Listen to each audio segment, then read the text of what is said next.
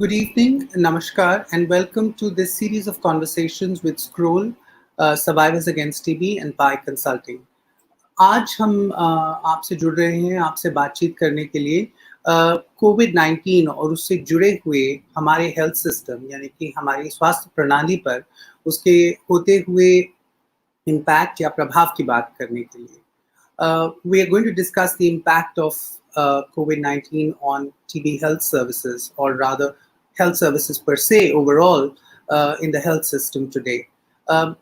As the world and India are grappling with fighting COVID-19, it has had a severe and enormous impact on our health system.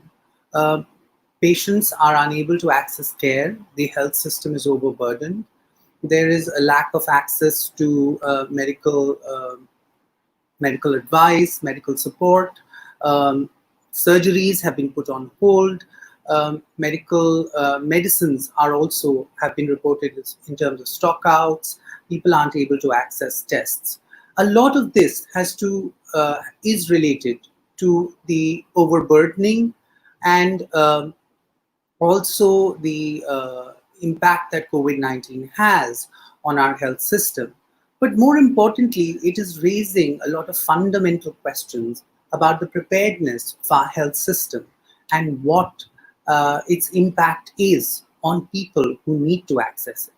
हम ये तो जानते हैं कि कोविड-19 का हमारी स्वास्थ्य प्रणाली पर और हमारे हेल्थ सिस्टम पर बहुत असर हुआ है, बहुत तरीके से असर हुआ है, क्योंकि लोग अस्पताल नहीं जा पा रहे हैं, डॉक्टर चिकित्सा नहीं दे पा रहे हैं, उनको जिनको दवाइयाँ चाहिए उनको दवाइयाँ नहीं मिल पा रही हैं, और ज़्यादातर जो हेल्थ एडवाइस जो छोटी से छोटी या बड़ी से बड़ी बीमारी के लिए या तकलीफ के लिए उनको ज़रूरत है वो मिल नहीं पा रहा है. इसका हमारे आम जनता पे क्या असर पड़ रहा है, इसका हेल्थ सिस्टम यानी कि स्वास्थ्य प्रणाली पर क्या असर पड़ रहा है, इसी चीज़ के बारे में आज हम बातचीत करेंगे आपसे. मगर जिससे पहले मैं अपने आज के गेस्ट्स को इंट्रोड्यूस करूं, मैं आपको दो चीज़ें बताना चाहूँगा. एक तो हम लाइव क्वेश्चंस लेंगे, तो आप हमें लाइव क्वेश्चंस हमारे कमेंट्स पे, हमारे फेसबुक पे, हमारे ट्विटर पे हमें रीच आउट कर सकते हैं अपने सवालों के साथ. You can write to us. We will take live questions. Our panel of experts and discussants will take as many questions as we can.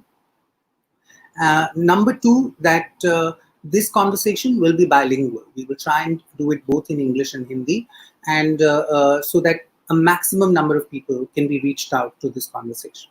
So without further ado, actually, let me introduce two of my guests today. The first is Dr. Pinto, or as he's an old friend, so I call him Lance. He is a respirologist from Hinduja Hospital, a very well-known medical researcher, and actually someone who is best qualified to talk about the impact of the health system today, because he's one of the people managing the COVID ward at Hinduja Hospital. So welcome, Lance. So glad you could join us today. Thank you, Chapal. Thanks for inviting me to this. So Lance doctor हैं और इस वक्त Covid पे भी काम कर रहे हैं, तो उनका काफ़ी काम वो हमें समझा पाएंगे कि इसका क्या असर हो रहा है हमारी स्वास्थ्य प्रणाली पर. दूसरी हमारे साथ हैं आशना आशीष, जो एक वकील हैं, एक MDR TB सर्वाइवर हैं. जैसे आप लोग जानते हैं, TB एक बहुत ही मुश्किल बीमारी होती है, खासकर TB, इससे लड़ा जाना बहुत मुश्किल होता है. और एक पब्लिक हेल्थ प्रोफेशनल हैं, यानी कि स्वास्थ्य की इश्यूज पे काम करती हैं. तो ये वकील भी हैं और ये हमें कम्युनिटी के पॉइंट ऑफ व्यू से बट ऑल्सो अपने एक्सपीरियंस के पॉइंट ऑफ व्यू से समझाएंगी कि क्या ज़रूरतें हैं लोगों की जो इस वक्त हेल्थ सिस्टम में मीट नहीं हो पा रही हैं. फिर से बता दूं, we are taking live questions, हम लाइव सवाल ले रहे हैं. आपका कोई सवाल है तो आप हमें ज़रूर ट्वीट कीजिए, फेसबुक पे कमेंट कीजिए, इंस्टा पे भेजिए. We will try and answer all your questions. So first, Lance, let me start with you and ask you this very fundamental question. We are seeing a lot of impact of COVID-19 on the health system. What are the main challenges that you're seeing from the point of view of key diseases and the system per se? And how do you think we need to deal with this? Like, what are the critical challenges right now? So from a COVID perspective, I think we are facing the same struggles that most large cities are facing worldwide.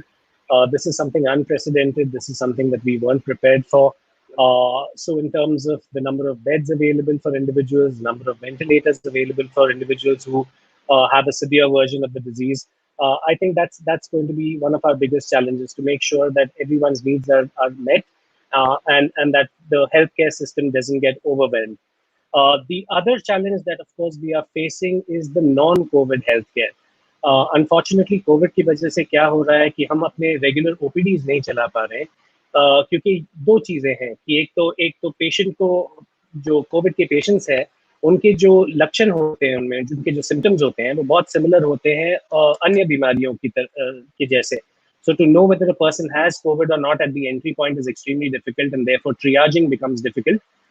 The second risk is, of course, हम भी नहीं चाहते हैं कि patients hospitals में आके बीमार हो जाए. We don't want hospitals to become a congregation place. And all over the world, we know healthcare setups have been a hotspot for acquiring the infection. As a result of which, most of us have kind of limited our routine work. We have limited our work to mostly emergency care. And now, fortunately, a lot of us have switched over to telemedicine. But I think as a result of this, जो non-TB बीमारियां हैं, जो TB, tuberculosis जैसे, COPD is another area of interest for somebody like me who's a respiratory physician. I think chronic diseases are I think we're finding it quite challenging to serve the needs of chronic diseases in the community, simply because it isn't an easy situation. Thanks, Lance. Ashna, मैं आपसे ये फिर से सवाल पूछ रहा हूँ. Let me ask this question to you. From a patient perspective and from a community perspective, right? From a population perspective, you get to hear these stories that a lot of us may not. What are the challenges that patients are facing today? क्या इनकी ज़रूरत है जो health system में Covid के आ जाने की वजह से हम क्या देख रहे हैं? Right. So I think firstly, segregating at two levels is helpful, because one is patients who are symptomatic but haven't been diagnosed yet.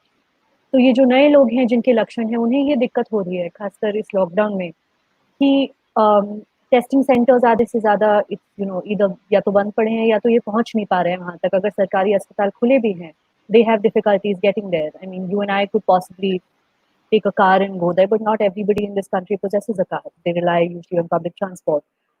So one is in getting diagnosed, that's an issue. And जो मरीज already treatment पे हैं, उन्हें ये दिक्कतें आ रही हैं. जहाँ तक हम सुन रहे हैं कि एक तो सपोर्ट में दिक्कत आ रही है, जैसे उनकी साइड इफेक्ट्स हैं तो मैनेज करना है. अब डॉक्टर से जाके इन पर्सन नहीं मिल सकते. So, trying to get the doctor on a call or trying to contact your DOT center or your health worker, it's becoming incredibly challenging for patients to reach out to somebody who can help them manage this. In terms of access to medication, again, there are certain DOT centers that are running out of particular medications. Private में अगर ये दवा लेनी पड़ेगी तो again only a particular segment of population in this country can afford to do that. सब लोग private में दवा नहीं खरीद सकते. So access to medication is another issue. For the economically marginalized, पोषण की बहुत अभी प्रॉब्लम हो रही है, because अगर if they have lost their jobs in the lockdown, अगर इनका रोजगार छिन गया है, तो ये खाना कैसे खाएंगे? और जैसे आप किसी भी बीमारी को ले लीजिए, तो दवा तो साथ में चलनी है, पर पोषण भी आपका सही होना चाहिए, चाहे वो टीबी हो, कोविड हो, HIV हो, कैंसर हो, कोई भी बीमारी हो. बिना पोषण के आप किसी भी बीमारी से नहीं लड़ पाएंगे. तो फिलहाल तो ये दिक्कतें आ रही हैं. पेशेंट के नजरिए से मैं आपको ये बता सकती हूँ. Thank you. आपने बहुत अच्छी तरह हमें ये समझाया कि कौन सी दिक्कतें आ रही हैं. These are very severe problems because people don't have access to nutrition, to medicines, to testing, to actual medical advice and support. We've already started getting a lot of live questions. I'm going to just jump to them because these are very specific. ये बहुत specific सवाल हैं. Lance, these are for you. Will a surgery cost more after COVID? And this is, there's so much misinformation around COVID. It's not a pandemic as the WHO said, it's an infodemic also, because somebody has also asked us, Nahi, which is a thing that a lot of people are saying, that would 80 mg aspirin act as a preventative even if one doesn't have COVID? These two small questions I want to quickly get you to address if I can. एक जीवन से, एक नवीद से. So, to answer the question about whether a surgery will cost more after COVID, I think there will be an additional burden on the infrastructure in terms of the PPEs that will need to be bought, the engineering changes that will be need to be made in the system to ensure that there is no spread of the infection within the hospital. And these things unfortunately come at a cost. I do not think that these costs would exponentially increase the healthcare costs of having, say, a surgery, for example. But these are real, I mean, most surgeons prior to this would not operate with PPEs. You wouldn't think of things that you are not thinking of, that you are thinking of right now. Simple things like most of us would want patients to have a COVID swab, for example, before undergoing surgery, and that these things are going to cost. These things are going to add a little bit of a burden to healthcare costs. But I don't think it's going to be exponentially more compared to what it was before. And I think all of us are sensitized to the fact that we need to act in the best way possible. We need to act in the most rational way possible in terms of keeping the cost to a minimum, but yet at the same time not compromising on care, not compromising on infection control. The second question, as far as aspirin goes, I'm not personally aware of any study that suggests that aspirin might be protective.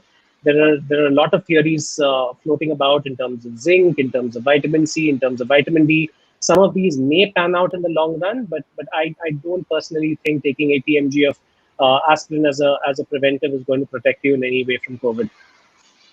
No thanks Lance, ये बहुत ज़रूरी है आप समझिए कि कोई आपसे कोई बात कहता है उसका इस तरह विश्वास मत कीजिए, because these are medicines that must be taken under a doctor's prescription. I mean self medicating is not an answer.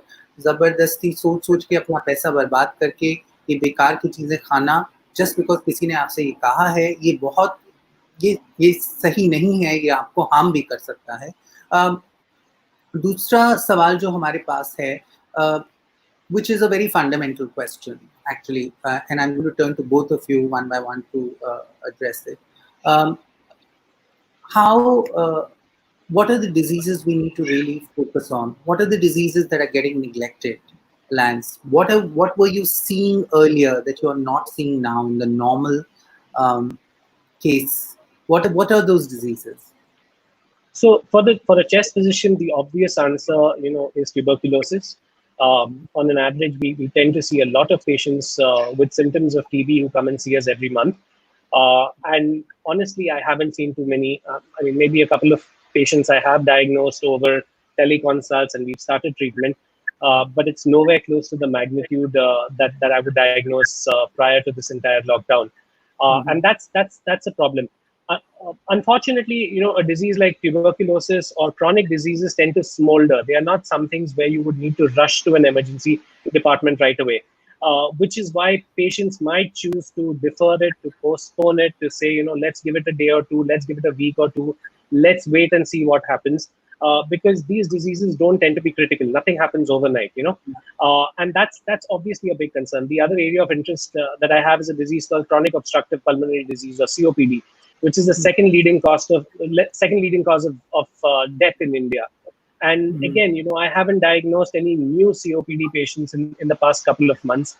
And these are individuals, again, who present with cough, a little bit of breathlessness, a little bit of limitation in doing their regular activities, which I suspect, individuals are postponing the visit right now. They are saying, let this lockdown go away, let's wait for a month or two, and then let's go and see a doctor.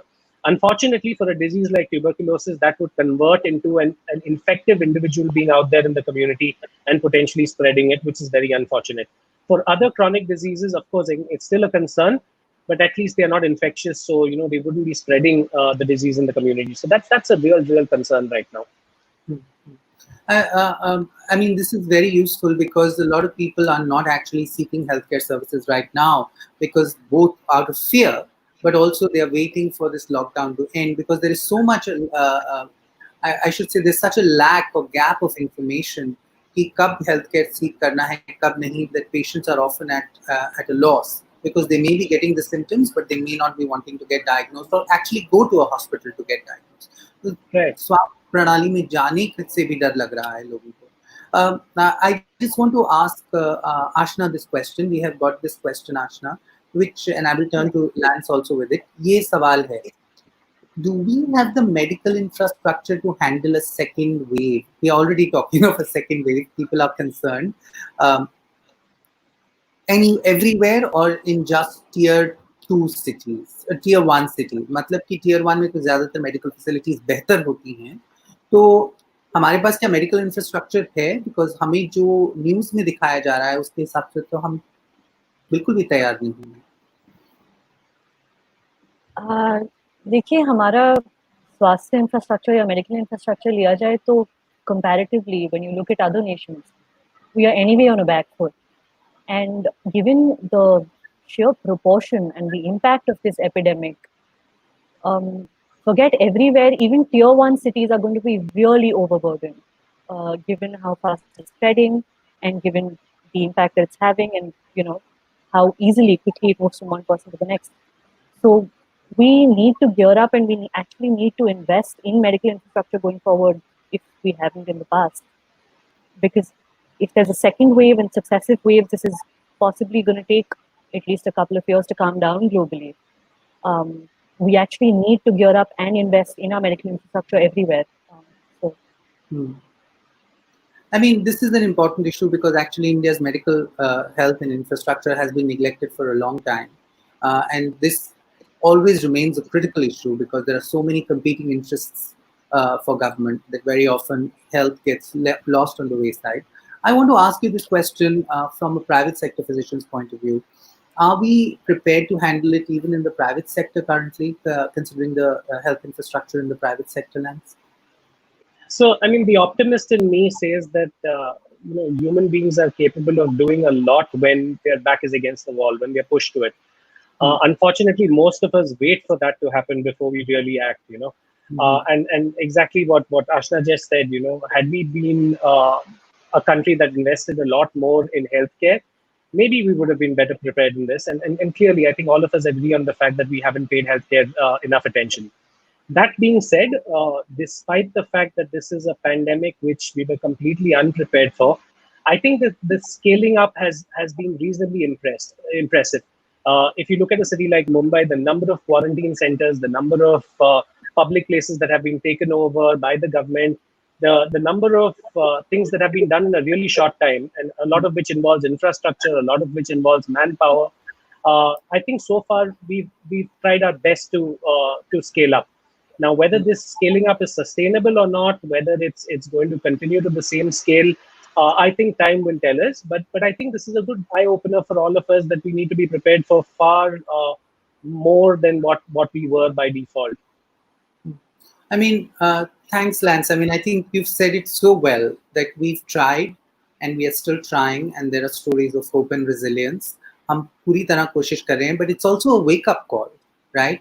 Across the board for everybody, not just for the health system, but even for our own society, but also for our own behaviors, that we have neglected for so long. I mean, a doctor very humorously told me once that we've been saying this to you for 100 years. Haath dhona padega, which you have not been listening to us. A very senior doctor was saying to me when I was talking to him, and he said, now that COVID has come, you all want to wash your hands 10 times a day. But we've been saying this to you for 50 years, but you won't listen to us. So I mean, it's an interesting thing because when you turn to yourself also, blame can be apportioned in many ways, in many directions. So let's not forget that. But I want to turn to you, Lance, particularly. You are in a COVID ward, and our salutations, and I mean, we cannot thank you enough. You're one of the people in the front lines. It's not easy. What is the learning from there? What have we learned from seeing COVID so closely? So I think again, there's a lot of optimism from what we see in the wards. Most patients seem to do well. Most patients go through a phase where they do struggle initially when they're just diagnosed. The fever, a little bit of a cough, the breathlessness, the oxygen levels being borderline. A lot of patients give us a scare for a couple of days, but most people turn turn the corner. Most people get better with time, and get discharged back to home, back to a normal life. So I think one of the main learning points in terms of the disease itself is that there is immense optimism. So Mm. the kind of fear that seems to pervade society right now, while it serves a certain role in telling people not to go out, and not to socialize, to be careful. And I think there's a role for that. Being cautious is great, but I think we need to do something to address the paranoia. I feel a lot of people are very, very, very afraid. Mm. And the positive part from the front lines is that most people do well. Uh, I think that's what I learn every single day. When I go to the ward, I think that's the optimism. When I see people getting discharged now, if you notice the statistics, I think a couple of days back was the first time that the number of recovered has started increasing Right. significantly more than the number of new infections. And I think that's a great positive. And that's what I'd like to take back when I go, when I step out of the ward every day, the number of people who seem to be getting better and going home. I think that's very positive feedback. That gives me a lot of hope. I mean, that is the best thing I've heard in weeks, actually. बहुत बहुत हफ्तों से मैंने सबसे बढ़िया बात सुनी है.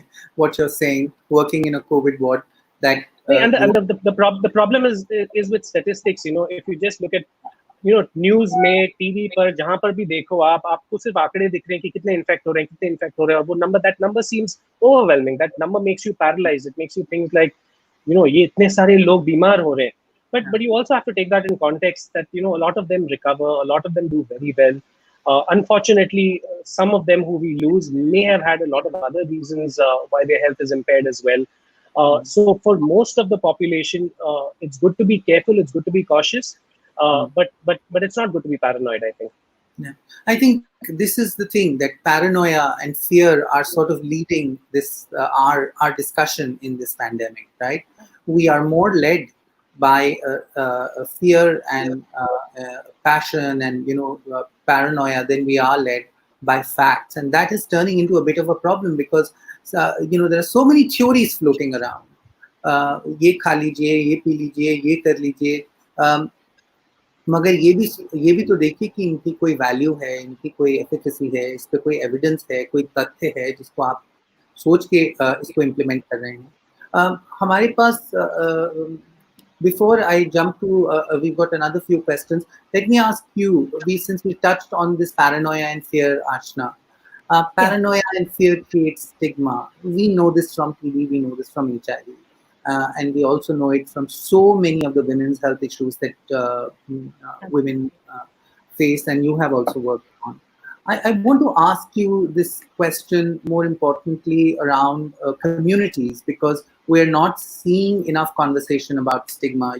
The only discussion we are getting is disease से लड़ना है, जिसको होती है उससे नहीं. But we know of instances of stigma both towards medical personnel, which was most regrettable, and towards even COVID families and patients. What would you like to comment on that from the community perspective? I mean, from the community perspective, I think a couple of things. The stigma, it's important to understand where it comes from, and it comes, as you said, from paranoia and fake news. And आप TB को ही ले लीजिए तो TB छूने से फैलता है. नहीं, टीबी छूने से नहीं फैलता है. हर फॉर्म का टीबी संक्रमक भी नहीं होता है. Not every form of TB is infectious. If you look at corona, yes, it's highly infectious, but as long as the patient is isolated and quarantined, and as long as you are taking protective measures, you are safe, reasonably speaking. And I think what we forget in this sort of extreme sports battle language that we have to fight the disease is we start fighting the human being. तो हमें बीमारियों से परहेज बिल्कुल करना है, लेकिन हमें मरीजों से परहेज नहीं करना है. और खास तौर पे उन लोगों से तो परहेज बिल्कुल नहीं करना चाहिए who are on the front lines treating them. I mean, if we continue to stigmatize doctors this way, what we've seen happening in Andhra or Delhi, where people are throwing them out of their houses and where they're generally facing discriminatory behavior, what incentive does a doctor have to go and risk his life every day? वो घर पे बैठ जाएंगे, फिर आप और हम तो कुछ नहीं कर पाएंगे. We need them there on the front lines. They are out there tirelessly working for us. And as far as patients are concerned, इसमें तो दो बातें आती हैं. एक तो आप जब भेदभाव करते हैं मरीज के साथ या उनके परिवार के साथ, तो ये किसी भी बीमारी के इलाज को और कठिन बनाता है, क्योंकि ना तो सिर्फ हमें इलाज लेना है, दवाइयाँ लेनी है, साइड इफेक्ट से लड़ना है, अब हमें लोगों की बातें भी सुननी है, उनसे हमारा इंटरेक्शन टूटता है तो हमारा सपोर्ट सिस्टम टूटता है, उससे भी लड़ना है। डॉक्टर से तो हम महीने में एक बार मिलते हैं, लेकिन हम समाज में रहते हैं, हम रिश्तेदारों के साथ, घर वालों के साथ, अपने पार्टनर्स के साथ, फ्रेंड्स के साथ ज़्यादा वक्त बिताते हैं। तो ये हमारे साथ कैसे रहें उससे बहुत फ़र्क पड़ता है, specially for women, because with women what you have is, हर जगह आपको शायद एक फीमेल हेल्थ प्रोवाइडर ना मिले तो औरतें जाने में संकोच करती हैं। अगर आप टीबी या एचआईवी जैसी बीमारियों को ले लीजिए तो औरतों के लिए डबल स्टिग्मा होता है कि आप छोटी सी बात ले लीजिए, इससे शादी कौन करेगा, that becomes the question, not ये ठीक कैसे होगी, will she be fine, how will she get her life back. So that becomes an issue. And the other thing is a public health perspective, which is if you stigmatize what I have seen in my experience as a patient and working in public health, is it drives down testing. लोग डरेंगे बोलने में कि उन्हें Covid है या HIV है या TB है, और वो टेस्ट नहीं कराएंगे, वो दवाई नहीं लेंगे, फिर यही लोग हमारे बीच रहेंगे। तो इससे इन्फेक्शन, आपके भेदभाव से इन्फेक्शन कम नहीं होगा, इनफैक्ट बढ़ेगा, because you will create an environment where people will be scared to identify themselves as positive or as a TB patient or as a COVID patient. So both from just a perspective of empathy, आज वो मरीज हैं, कभी ना कभी हम भी बीमार पड़े हैं, हमें उस टाइम कैसा केयर चाहिए था? Did we want somebody supporting us or did we want somebody discriminating against us and distancing themselves from us? So a certain amount of awareness and empathy is very critical in dealing with it. I'm really glad you said that. There's a certain amount of awareness and empathy, and I keep saying this in every conversation that I conduct with either a medical professional or a public figure, that we have never needed empathy more. I wish there was a course on empathy that we could give to everyone, because not just towards patients, but towards people in general, because I think this is exposing the fault lines in our own society. We've got sort of two questions which are interesting questions. दो सवाल हैं, एक तो ये lockdown की क्या efficacy थी in comparison to other nations, दूसरा ये कि ये ध्रुव राघव पूछ रहे हैं, दूसरा ये किसी और ने पूछा है हमसे टू से कि उन लोगों से क्या कहेंगे जो लॉकडाउन को सीरियसली नहीं लेते, कुछ बताइए कि घर पे रहना क्यों ज़रूरी है. So, Lance, let me turn to you first. These two questions. Efficacy of the lockdown. Yeah. So, in terms of the efficacy of the lockdown, I think it's very difficult to compare a city like Mumbai to any other city in the world. There are very few parallels that I think can be drawn. I think, when we started off, I think the government did, सरकार जो best कर सकता था वो time पे उन्होंने किया. It bought us some time. It bought us some time to build up infrastructure, and I think that has helped. I think we have a higher capacity than what it was before. But at the same time, you cannot ignore the fact that we are a city. Even if you look at the hotspots, a lot of the hotspots have been slums, where the population density is higher than any place probably in the world, in terms of the number of people in a given tight location sharing a common washroom, for example. That turned out to be a big challenge, right? At the end of the day, अगर आप एक ही bathroom use करने वाले हो, तो आप भले ही lockdown हो, आप भले ही quarantined हो, तो वो area becomes contaminated, becomes difficult to control that kind of a situation. So to answer the question, I think we kind of did the best we could under the circumstances. But I think a complete lockdown in a city like Mumbai is never going to be feasible given the density of the population. Just the act of people going out to buy their groceries, just the act of people living in those dense circumstances will make people exposed to one another. And I think we've done the best. I really think we've done the best that we could. To the second question was about what do you do to people who don't take the lockdown seriously. So, I mean, this all boils down to empathy at the end of the day, right, Chapal? Exactly what you said. To take the lockdown seriously would mean two things, right? To ensure that you might be infected, you might be asymptomatic, but you are infected, and you want to protect those individuals who are vulnerable. So, a person who's young and say 25 and goes out and parties, he clearly is being extremely selfish at that point of time, because maybe he knows from statistics, etc., that the probability of him falling sick is very low. The probability of him having a poor outcome is very low. But if he goes out and there are elderly in the population, there are people with comorbidities, जिनको diabetes है, जिनको high blood pressure है, अगर वो उनके साथ जाके घुल मिलता है, so that's being insensitive. And I think I hope at least that the counter to insensitivity, the counter to a lack of empathy is genuine education, and where you kind of really tell people that listen, this could be your father, this could be your own grandfather, this could be somebody else, and boils down to do unto others what you would want them to do to you. But it's difficult. I mean, it's not an easy solution. There's no easy solution for people who choose to defy lockdowns and go out. And I think it's also important here to state that always put yourself in the shoes, or your loved ones in the shoes of the person at risk.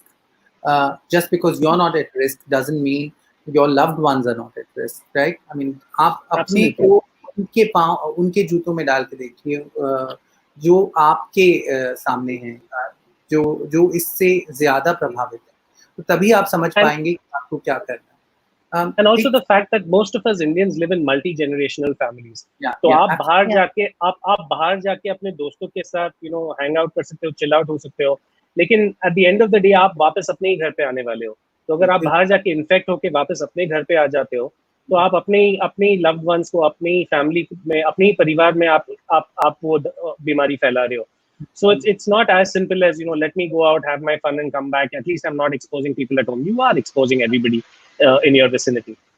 I mean, the lockdown has a rationale, and that rationale is this, right? Because it's a new virus, and we are still trying to understand in many ways who is at risk, who is more at risk, who's less at risk. So transmission can continue unabated every time you make anything dangerous. This is a very Bombay-specific question, but actually it's a question that is relevant across India, but actually across the world, about slum rehabilitation.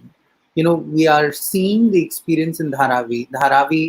ये राधेश्याम जाधव जी ने पूछा है, who is a very well-known journalist. He has asked this question. We have seen the slum rehabilitation urgency come into focus now. मतलब कि धारावी तो शायद Asia का सबसे बड़ा informal settlement है, slum नहीं बोलना चाहिए. तो मगर यही informal settlements कराची में भी हैं, यही informal settlements साओ पालो में भी हैं, यही informal settlements कायरो में भी हैं, और कोविड तो सब जगह जा रहा है. तो what should be, is this the time to take up some rehabilitation like never before? Is this based on the Dharavi experience? So you want me to take that? So at the end of the day, I mean, it's humanitarian. We've been turning a blind eye to a lot of things so far. And the reason it's coming into focus is because suddenly we realize that, this disease does not discriminate among different strata of society. Everyone is at equal risk. So it's suddenly brought us to this point of collective responsibility that ideally should be inherent to our being, but unfortunately it hasn't been. And I couldn't agree more. This is the time where we start wondering, why have we not considered more humane conditions for people to live in? Why have we not given people better access to healthcare? And I think it's a wonderful opportunity to address that and to try to rehabilitate people in the best way possible, such that it's in their best interest and it's in the best interest of our community as a whole. Yeah. I mean, I want to take this question to you also, Ashna, as a public health person, but also as a person who's concerned with law and legal rights and also development. What are we? Is this the time to rethink our old models? Is this the time for the state to step in more vigorously? That should be more equitable, more accessible, जिसमें हर जने को कुछ बोलने का, कुछ करने का मौका मिले, जिसमें हम and looking at the fundamentals of the determinants of health. कि हेल्थ बीमारी नहीं है या हेल्थ वेलबींग की तरह अगर हम उसे देखें, तो उससे पहले क्या होता है, जो हमें पब्लिक हेल्थ में पढ़ाया जाता है, वो क्या होता है, तो उसके बारे में थोड़ा सा अगर आप बोलें. जी बिल्कुल. तो अगर देखा जाए अभी, as in, I think when the first news came that this is in Dharavi now, the things I heard around me were अब वहाँ हो गया है, अब ये सब जगह फैलाएंगे, and this is a constant refrain. Like even in Mumbai during the monsoons when there's flood and the dengue rates go up, mostly people pin it on Dharavi. That seems to be the favorite hotspot where everybody is like they are causing it. But I don't think an informal settlement did not just appear there overnight. People didn't live there because they choose to. They live there because they don't have the lack to proper housing. They do not have stable jobs or incomes. They do not have access to proper healthcare. And we definitely need to rethink our informal settlement policies now in terms of how are we going up. बीमारी के stage पे आके अगर सोचें अब क्या करें, that's like putting a band-aid on a bullet wound. अब हमें वही करना पड़ेगा. But going forward, at least, what we need to see is to ensure that somebody is in good health to avoid this kind of thing. We need, if you look at any infectious disease, actually, where does it thrive? Poor ventilation, lack of access to nutrition, um, not a stable income, which doesn't allow you access to preventive services. So all of this needs to be taken care of. Access to nutrition, safe drinking water, at least small but at least airy, well ventilated places where they can live. Access to preventive healthcare, awareness, sensitization. So all of this needs to be put in place, because if we do not look at these determinants of health, we are then creating ticking time bombs. आगे जाके इन्हें बीमारी होगी और आगे जाके इसी health system पे burden पड़ेगा. So not just from a humanitarian perspective, but from a strategic public health perspective, it makes no sense to allow this to grow to the extent that we have now. And so I think it's really critical that we step in and focus not just on access to treatment after they've been diagnosed or access to diagnosis if they have symptoms, but investing in all the determinants of healthcare so that we have a population that is reasonably healthy. I mean, this is very important. ये बहुत ज़रूरी बात कर रहे हैं कि when you talk of a lack of health infrastructure, lack of health preparedness, अरे भाई हमारी health प्रणाली sorry तैयार नहीं है, हम तैयार नहीं हैं, मगर इसका ये बहुत ज़रूरी है समझना कि इसके जो रूट्स हैं, इसके जो कॉज हैं, वो बहुत पीछे तक जाते हैं. आप इंसान बीमारी लेके नहीं घूमता, वो हम उनको उस कंडीशंस में पहुंचाते हैं या हम उनको उस तरह की चीज़ों से एक्सपोज करते हैं जिससे उनको इन बीमारियों का भय या ये बीमारियां होती हैं. तो you cannot walk away from a health crisis saying that you need just better health infrastructure. You need to walk away from that crisis saying you need a more humane system of society. You need a system which takes care of the most vulnerable, of the poorest, right? And it's not just about Dharavi. You have to think about how your cities are constructed, what those cities give migrants, that in terms of employment, in terms of food, उनको क्या खाने को मिलेगा, कहाँ वो काम करेंगे, उनकी काम करने की कंडीशंस कैसी हैं, ये सब आपको सोचना पड़ेगा. क्योंकि कोविड एक तरह का हमारी सारी सोसाइटी में जो छोटी छोटे तबके, हर तरह के जो हमने अपने आप को बांट के रखा हुआ है अलग अलग से कि मैं इस सोसाइटी में हूँ, मैं उस सोसाइटी हूँ, मेरा ये इनकम लेवल है, मेरा ये फला है, ढिमका है, अब वो सब खुल के आ गया कि आप सब उसी में हैं क्योंकि हम सब इसमें एक साथ हैं. और ये क्योंकि हमने इन चीज़ों पे ध्यान नहीं दिया है, इन चीज़ों पे तवज्जो नहीं दी है, इसलिए हम इसको इस तरह देख पा रहे हैं. हमें कुछ और सवाल भी आए हैं which I want to turn to you. These are, in many ways you both have answered these questions, but I'll paraphrase this question and just say top 3 things that we should do to enhance the health system, right? This is Piyush Chanana who has asked us this. Lance, let me start with you. 3 things that we need to do to enhance the health system. So, number one is always money. I think the money is always the number one answer as to what we can do to improve anything. I think we need a lot more of our budget allocated to healthcare. I think ours is one of the lowest in the world from what I know. And I think unless we invest a lot of money in building infrastructure, building better hospitals, and fixing our skewed doctor to population ratio, I think things are not going to improve. The second thing is some sort of a social safety net that individuals need to have towards getting access to healthcare no matter what happens. And I think that's a serious concern. So a lot of individuals who are in informal sectors I don't think have access to that safety net in terms of healthcare, in terms of a backup income, etc., which would enhance their overall health. And the third thing is preventive health. I think preventive health is very often ignored. Just exactly what you said, right? People have been saying wash your hands forever, but have we really bothered to see if people have water 24/7 to wash their hands forever? And that's an essential integrant of preventive health, which I think we need to address. Things like making sure that individuals don't smoke, for example, investing time and energy into tobacco cessation campaigns. I think all of that forms part of a holistic picture of health, and not just hospitals, not just doctors, not just medicines. I think these are really great examples of what can be implemented. Ashna, very quickly, three things that you think Yeah. should be implemented in So, the. right. So since Lan's already brought up infrastructure and allocation of the budget, I'd also like to bring up a couple of other things. One, as I mentioned, the determinants of health, investing in those. So, providing, allocating budget to ensure people have access to nutrition, safe housing, safe water. The other thing is investing in technology and data, because we have no centralized data repository at present for patients. I mean, we have we have it under different programs, but there's no one central space where you can get health data and where we can assess what's working, what's not, how we need to fix this, or even in terms of convenience for the patient, right? If a patient, for instance, has TB and HIV, they will first go to the dot center, part of the data is there, then they will go to the ART center, part of the data is there. So it's both from a logistical point of view and for patient convenience, we need to invest in technology and data when it comes to health. The second thing is, of course, increasing personnel is one, but we need to build up capacity also. So investing not just in terms of their training, but also paying them well enough. If you look at an ASHA worker, we expect them to perform every kind of basic primary first point contact health service.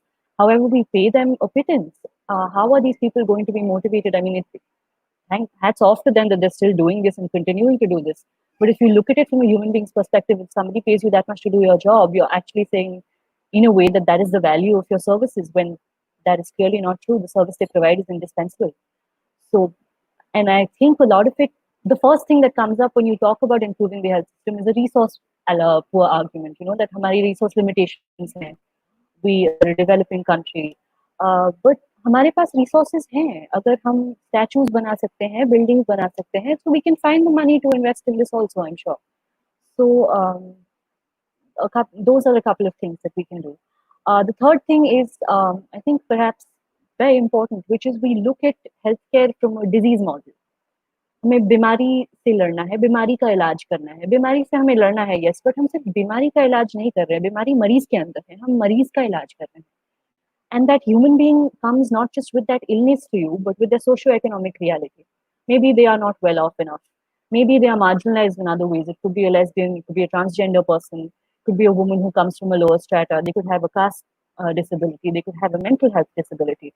We do not look at the comprehensive picture, and this is because we have a disease-centered model right now. We need to make it a patient-centered model of care, which looks at the patient as the focus. Ask the patient, आपको क्या चाहिए, आपकी क्या ज़रूरत है, and how can we make this experience better for you? Because at the end of the day, whether it's doctors or it's public health advocates, we're all here to improve the patient experience. अगर उनसे ही ना पूछा जाए और हम यहाँ बैठ के गवर्नमेंट पॉलिसीज बना ले या डॉक्टर्स गाइडलाइंस बना ले या हम बिना उनसे कंसल्ट किए अपनी एडवोकेसी करें, तो फिर क्या फायदा? It's very disempowering to the person whose body, mind, and lives are most affected by this. I think these are really great suggestions. Doctor to patient ratio, person-centered care. Thank you for bringing that up, because so much of it is disease-centered. Skill building, paying your health workforce better, investing in technology, investing in data.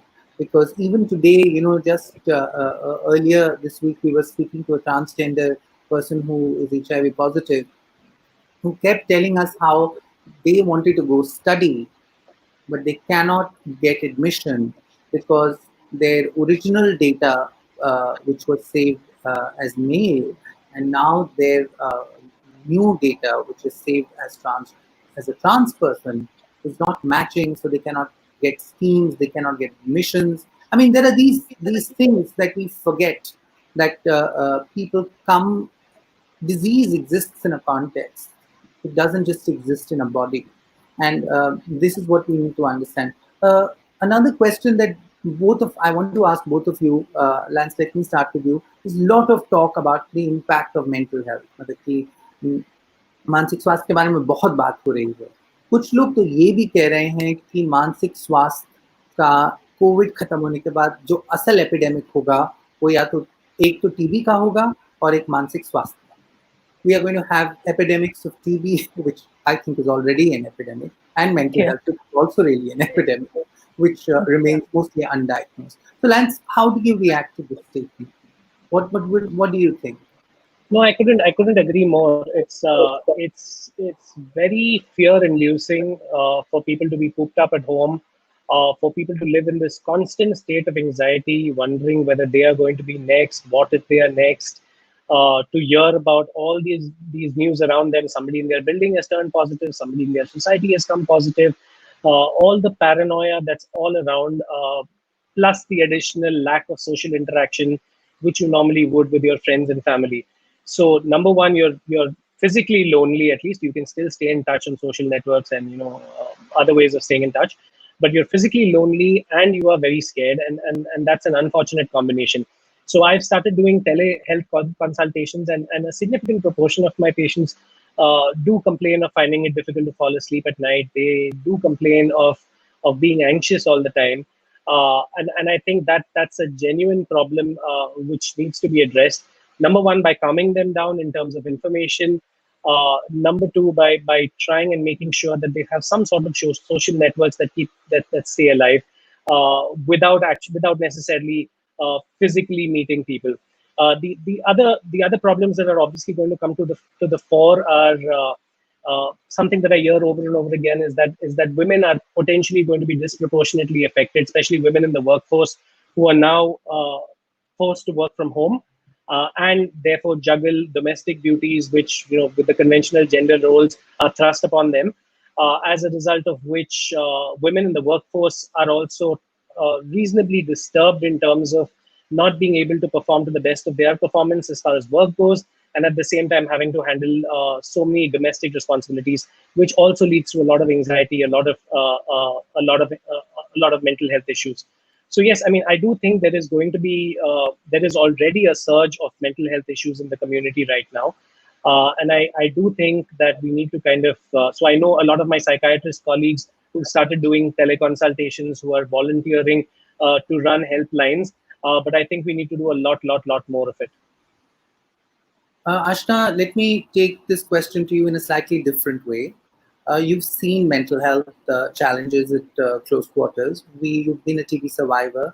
A lot of the medicines induce mental health issues. We are seeing this now across the board. I mean, in all our social networks, in our social handles, so many queries around mental health. इतने सारे लोग इसके बारे में बात कर रहे हैं, शायद हमने पहले इतना नहीं देखा. कोई 2-3 चीजें बताइए जो आपको लगता है कि बहुत ज़रूरी हैं इस वक्त मेंटल हेल्थ के हिसाब से, जो हमें इस प्रॉब्लम को एड्रेस करने के लिए चाहिए अभी और आगे भी. So the first thing right out that I want to say, whether we're looking at the existing mental health crisis or what's going to come now our way because of corona, कि हम मानसिक स्वास्थ्य के लिए मदद लेने में काफ़ी हिचकते हैं एज अ सोसाइटी. हम ये शर्म की बात मानते हैं दैट हमें मानसिक स्वास्थ्य के लिए मदद लेनी पड़ रही है या हमें मानसिक तकलीफें हो रही हैं. And at the very start, I think the awareness that needs to be created, both in terms of community organizations or at the government level or through doctors, is that this is as important, your mental hygiene is as important as your physical hygiene. आप रोज जैसे नहाते हैं वैसे ही रोज आप अपनी मानसिक तकलीफों का ख्याल नहीं रखेंगे तो you're basically setting yourself up for a position where it can get worse or where you might have to get somebody to intervene professionally. So one is that normalization that mental health care is important and that there is no shame in seeking help for it. There needs to be enough public awareness around this. There needs to be conversations around this at dinner tables, in offices, in policy organizations and the parliament. That's one. Second is, if we look at the mental health professionals in this country as compared to the patients, again, the doctor-patient ratio comes in. We currently don't have enough psychiatrists in this country as compared to the number of patients that we have with mental health issues. And what we need to start doing in the meantime, because psychiatrists are not going to be found overnight, is that we need to start training our frontline workers, at least in basic mental health first aid. Because at the first point of contact, we need to make them understand what it means to provide mental health first aid, provide them enough training, provide them enough sensitization, so that they are equipped to sort of deal with this. The third thing that we need to do is integrating mental health care across diseases and programs. It's often our approach to mental health care, like the rest of health, is curative. Once somebody is in depression, once somebody has anxiety, but why not start at a preventive level? Why not start at the level where when a patient is, say, diagnosed with a certain disease, it's traumatic, it's life-changing, whatever the disease is. There is a certain amount of anxiety, stress, possibly depression. If the medication is causing mental health side effects, that's an add-on. So provide mental health screening, intermittent counseling throughout the treatment, and after. So these are some things that we can definitely integrate when we talk about mental health.